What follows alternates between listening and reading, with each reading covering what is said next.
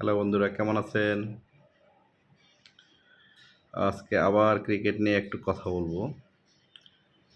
যেদিন test match শুরু হলো তার আগের দিন রাত্রে আমি একটা ভিডিও করেছিলাম।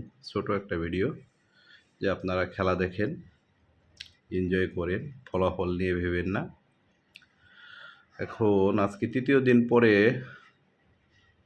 আমারও মনটা একটু খারাপ যে প্রথম দিন বোলাররা এত সুন্দর শুরু এনে দেওয়ার পরেও ১৪৪ রানে ৬ উইকেট পড়ে যাওয়ার পরেও ৩৭০ না ৭২ রান করলো, যেটা আমাকে খুবই কষ্ট দিচ্ছে। আর ব্যাটসম্যানদের কথা কি বলবো, খুবই কষ্ট পাইছি আসলে। আসলে এখানে একটা কারেকশন দরকার ছিল, যেটা আমার ব্যক্তিগত মতামত। কারণ সবাই ক্রিকেট বোদ্ধা, বাংলাদেশের মানুষও ক্রিকেট খুব ভালো বোঝে। কিন্তু আমার কাছে যেটা মনে হয়েছে যে ৪ জন বাঁহাতি ব্যাটসম্যান মানে টপ অর্ডারে খেলানো, এটা খুবই একটা বাজে ডিসিশন হয়েছে। এখানে মাহমুদুল হাসান জয়কে নিয়ে সাদমান ইসলাম একটা ম্যাচ ভালো খেলছে বলে পাকিস্তান সফরে তাকে আবার নিতে হবে কেন? ওখানে আমরা জয়কে ওপেনিংয়ে নামাইতাম। তাহলে হতো কি যে ডানহাতি এবং বাঁহাতি একটা কম্বিনেশন হতো, এবং জয় টেস্টের জন্য খুবই একজন ভালো ব্যাটার, যে টিকে খেলতে পারে। খুব মানে যে বলটা মারার দরকার সে বলটা মারে, যেটা মারার দরকার নাই সেটা মারে না। এটা আমার কাছে খুব অদ্ভুত মনে হয়েছে। আর সাকিব আল হাসান অনেক বড় মাপের প্লেয়ার, ওনাকে নিয়ে কিছু বলা আসলে আমার উচিত না, বা এটা ঠিকও হবে না। কিন্তু তারপরেও বলবো যে ভাই, তোমার ইনজুরি আছে, চোখের সমস্যা আছে। হ্যাঁ, তুমি দেখলাম একটা ফিতা কামড় দিয়ে সে ব্যাট করছেন। হ্যাঁ, এবং বোলিংও আমার কাছে মনে হয়েছে যে আপ টু দ্য মার্ক না। সো কেন খালি খালি আপনি দর্শকদের বিরক্তির কারণ হচ্ছেন, দলের বিরক্তির কারণ হচ্ছেন? একটু নেন, রেস্ট নেন, বা একটা দুইটা সিরিজ মিস করেন, নিজেকে প্রিপেয়ার করেন। নাহলে অবসর নিয়ে নেন যে ভাই আর হচ্ছে না। বিভিন্ন বিষয়, আমি তো খেলা দেখি সেই ৯৬ সাল থেকে। বিভিন্ন দেশের প্লেয়াররা দেখলাম, বড় বড় অনেক বড় বড় প্লেয়াররা কী করে, তাদের ফর্ম থাকতে থাকতেই যে না নতুনদের সুযোগ দিই। হ্যাঁ, আমার স্থানে আমি এখন মনে হয়েছে যে না, এখন আর আমাকে দরকার নাই, বা আমি পারছি না, আমি নতুনদের সুযোগ দিই। কিন্তু এই কালচারটা আমাদের দেশে নাই। কেন নাই আমি জানি না। একটা ক্রিকেটার তার ক্যারিয়ারে অনেক টাকা কামায়, তাহলে কেন ধরে রাখতে হবে? সাকিব আল হাসানের কি টাকার অভাব আছে? তাকে এখন কেন ক্রিকেটটা ধরে রাখতে হবে? আমার মতে তার বলা উচিত যে আমি সামনের ম্যাচটা খেলে আমি অবসর নিব। হ্যাঁ, অবসর তার ঘোষণা দেওয়া উচিত। এবং সুন্দরভাবে খেলে সুন্দরভাবে সম্মানের সহিত বিদায় নেওয়া উচিত টেস্ট থেকে। টেস্ট, ওয়ানডে এবং টি-টোয়েন্টি আমি মনে করি যে উনি কোনোটাই আমাদের এই ২ বছর যাবৎ খুব হতাশ করতেছেন। আমি কবে কী করছিলাম তাই দিয়ে তো আজীবন চলবে না রে ভাই। এটা বুঝতে হবে। আমরা আবেগী জাতি, হ্যাঁ? আমরা ক্রিকেটটাকে অনেক ভালোবাসি। আমার কাছে মনে হয় নেক্সট টেস্ট যেটা হবে, যেখানে সাকিবের জায়গায় জাকের আলী, ওই ছেলেটাকে ট্রাই করে দেখা হতে পারে। আর ওপেনিং থেকে সাদমান ইসলাম বা জাকির হোসেন, ২ জনের একজন থেকে চুজ করা উচিত। আর মাহমুদুল হাসান জয়কে নেওয়া উচিত।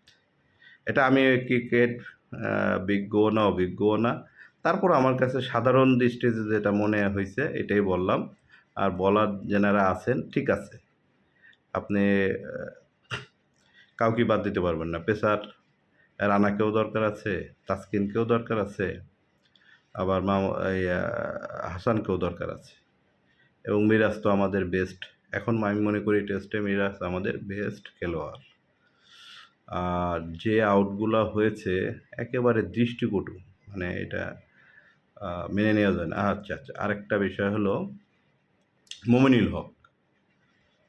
এই ছেলেটা অনেক সুযোগ পাইছে কিন্তু সে যেভাবে আউট হয় খুবই কষ্ট লাগে এবং দৃষ্টিকটু। সে শুধু একটা মাত্র আহ, বিভাগে খেলে। সে ওয়ানডেও খেলে না, টি-20ও খেলে না, শুধু টেস্ট খেলে। তাহলে তার কেন মনোসংযোগের অভাব হবে? সে কেন ধরে খেলতে পারবে না? সে কেন বারবার এইভাবে মানে দৃষ্টিকটুভাবে বোল্ড আউট হবে? এটা আমার কাছে খুব গায়ে লাগছে। তারপরও শুভকামনা। আমরা বাঙালি, আমরা অলওয়েজ আশা করি ভারত অনেক ব্যালেন্স একটা টিম। আশা করি নেক্সটে আমরা ভালো করব। একটা সময় দেখবেন আমরা ভারতের মতোই, হ্যাঁ, যেহেতু ভালো পেসার চলে আসছে, স্পিনার আছে, এখন শুধু আমাদের ব্যাটিংয়ের দিকে যদি আমরা একটু মনোযোগী হতে পারি, তাহলে মনে হয় আমরা নেক্সট 2 ইয়ার্স টেস্টেও ভালো করব। ওয়ানডে তো আমরা ভালো করি, টি-20তে আমরা মোটামুটি করছি। দেখা যাক ভবিষ্যতে আরও তৌহিদ হৃদয় আসছে, ভালো ভালো প্লেয়ার আসছে। এরা আমাদের দেশকে এগিয়ে নিয়ে যেতে পারবে, আমাদের ক্রিকেটকেও এগিয়ে নিয়ে যেতে পারবে, এটা আমার বিশ্বাস। কিন্তু সাকিব আল হাসান ভাই, আপনি আবারও বলছি, আপনি আসলে সসম্মানে চলে যান। না হলে আপনাকে কতদিন আমরা আপনার রেকর্ড দেখে বাংলাদেশ টিম আপনাকে টানবে। আর কি বলবো, আপনারা খেলা দেখেন, একটা ম্যাচ ভালো হবে, একটা ম্যাচ খারাপ হবে, এটাই খেলার ধরন। হার জিত থাকবেই, আমরা সবগুলোই পজিটিভলি নিই। হ্যাঁ, ক্রিকেটে বা সব যে কোনো খেলায় হার জিত থাকে না? প্রত্যেকটা খেলায় হার জিত থাকে। আপনি বাসায় লুডো খেলেন, সেখানেও হার জিত থাকে। আর ক্রিকেট অনেক বড় মঞ্চ, এবং দেখেন ভারত অনেকগুলা সেক্টর পার হয়ে পরে টেস্ট প্লেয়ারগুলোকে নির্বাচন করে। হ্যাঁ, আমাদেরও সেই সময় আসবে। আমাদের সভাপতি ফারুক সাহেব অনেক ভালো একজন মানুষ, ক্রিকেট বোদ্ধা। আমি আশা করি উনি অনেক ভালো কাজ করবেন। সাথে আরও বেশ কিছু ভালো ভালো মানুষ অ্যাড হচ্ছে এবং হবে, ওনারাও ভালো করবেন, এটা আমার বিশ্বাস। ঠিক আছে, ক্রিকেটটা এখন আমাদের রাইট ট্র্যাকে আছে, এটাকে জাস্ট ক্যারি অন, আমরা সুন্দরভাবে সামনের দিকে এগিয়ে নিয়ে যাই। আমরা যারা দর্শক আছি, আমরা যারা হিতাকাঙ্ক্ষী আছি, আমরা ক্রিকেটকে যারা কি মনে করে, মানে জীবনের একটা অংশ মনে করি, যেদিন বাংলাদেশ ভালো খেলে আমি প্রত্যেকটা চ্যানেলে হাইলাইটস দেখি। প্রত্যেক ইউটিউবার যারা ক্রিকেট নিয়ে কথা বলে তাদের কথাগুলো শুনি। আবার যেদিন বাংলাদেশ খুব খারাপভাবে হারে, আমি কোনো কিছুই শুনি না বা দেখিও না। আমার খুব কেন জানি মানে ওই দিন রাত্রে ঘুমও হয় না। আমি আসলে ক্রিকেট ভালোবাসি, সেই 7 থেকে ক্রিকেট দেখি। এবং যখন থেকে 99 থেকে যখন আইসিসিতে বাংলাদেশ চ্যাম্পিয়ন হলো এবং বিশ্বকাপ খেলা যোগ্যতা অর্জন করলো, তখন থেকেই। এরপরে পাকিস্তানকে হারাইলো, স্কটল্যান্ডকে হারাইলো, হ্যাঁ, টেস্ট স্ট্যাটাস পেলো। আমাদের বুলুল ভাই 145 রান করছিল টেস্টে প্রথম ইনিংসে। হ্যাঁ, খুব ভালো লাগছিল যে আমরা টেস্টেও ভালো হব। কিন্তু প্রায় আশাহত হই। যাক, আমি আশাবাদী মানুষ। আমি চাই খুব দ্রুত দেখবেন আমাদের আগামী 2 ইয়ার্স দেখবেন আমাদের টেস্ট ক্রিকেটটাও ভালো অবস্থানে চলে গেছে। এটা আমরা আশা করি। আমরা হতাশ হব না। আমরা আমাদের দলকে সাপোর্ট দিয়ে যাব। আ এই ভালো থাকবেন আপনারা। আর খেলা দেখবেন। আর কি বলবো? ক্রিকেট নিয়েই থাকবেন। ধন্যবাদ সবাইকে আমাকে দেখার জন্য।